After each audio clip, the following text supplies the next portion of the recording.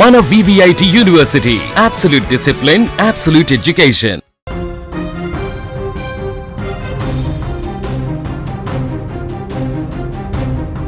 కేరళలో గత కొన్ని రోజులుగా కురుస్తున్న భారీ వర్షాలు రాష్ట్రాన్ని అతలకుతలం చేస్తున్నాయి. ఎడతెరిపి లేకుండా కురుస్తున్న కుండపోత వర్షాలతో నదులు ప్రమాదకర స్థాయిలో ఉప్పొంగుతున్నాయి. వరదలు, కొండ చర్యలు విరిగిపడినటువంటి ఘటనలు రాష్ట్ర వ్యాప్తంగా తీవ్ర విషాదాన్ని మిగిల్చాయి. ఇప్పటి వరకు 15 మంది ప్రాణాలు కోల్పోగా మరో 7 గల్లంతైనట్టుగా సమాచారం.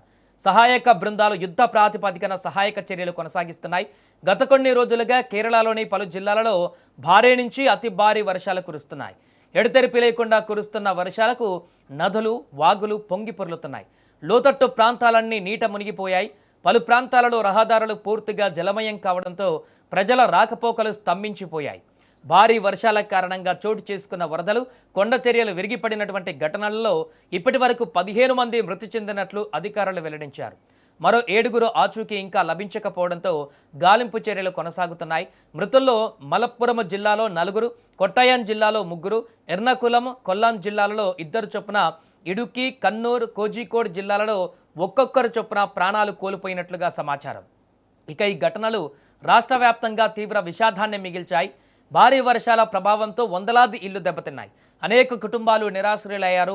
మరోవైపు వ్యవసాయ రంగం పైన కూడా తీవ్ర ప్రభావం పడింది. సుమారు 165 హెక్టార్లకు పైగా పంటలు దెబ్బతిన్నట్లుగా అధికారులు అంచనా వేస్తున్నారు. దీంతో రైతులకు భారీ నష్టం వాటిల్లింది. పరిస్థితి తీవ్రంగా మారడంతో కేరళ ప్రభుత్వం పూర్తి స్థాయి అప్రమత్తమైంది. Disaster management, revenue, police, fire ఆఫీసులు, ఫైర్ సర్వీసెస్, ఆరోగ్య శాఖలు సమన్వయంతో సహాయక చర్యలు చేపడుతున్నాయి. వరద ప్రభావిత ప్రాంతాల నుంచి ప్రజలను సురక్షిత ప్రాంతాలకు తరలించేందుకు యుద్ధ ప్రాతిపదికన చర్యలు కొనసాగుతున్నాయి.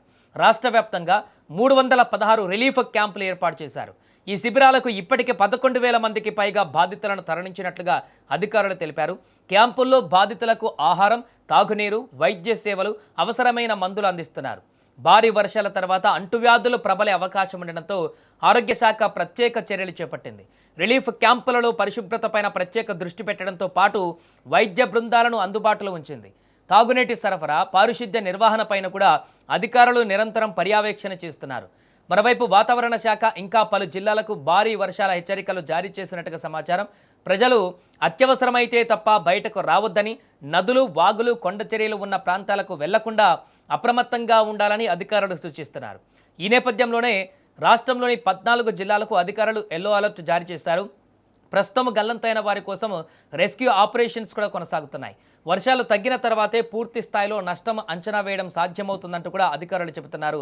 కేరళలో పరిస్థితిని రాష్ట్ర ప్రభుత్వం ఎప్పటికప్పుడు సమీక్షిస్తూ అవసరమైన అన్ని చర్యలు కూడా తీసుకుంటుంది. గతంలో కేరళలో నెలకొన్నటువంటి పరిస్థితులు మనం చూసాం. భారీ వర్షాలు, వరదల నేపథ్యంలో ఏర్పడినటువంటి వయనాడ్ లాంటి ప్రమాదకరమైనటువంటి ఘటనలు అక్కడ ఉన్న నేపథ్యంలో ఇప్పుడు వస్తున్నటువంటి భారీ వర్షానికి, అక్కడ నెలకొన్నటువంటి వరద ప్రభావానికి ప్రజలందరూ కూడా తీవ్ర భయాందోళనకు గురవుతున్నటువంటి పరిస్థితి ఉంది. ఏ క్షణాన ఏం జరుగుతుందో, ఎక్కడ కొండ చర్యలు విరిగిపడతాయేమో అనేటువంటి ఆందోళనతోటి ఇప్పుడు ప్రజలందరూ కూడా అక్కడ బిక్కుబిక్కుమంటూ గడుపుతున్నారు. ప్రభుత్వం మాత్రం అన్ని రకాల చర్యలు తీసుకునేందుకు, సహాయక చర్యలు చేసేందుకు ఇప్పటికే ప్రణాళికలు చేస్తూ పూర్తి స్థాయి సన్నద్ధమైనటువంటి నేపథ్యంలో అక్కడ ప్రజలు మాత్రం ఇంకా భయానకమైనటువంటి పరిస్థితుల్లోనే ఉన్నారు.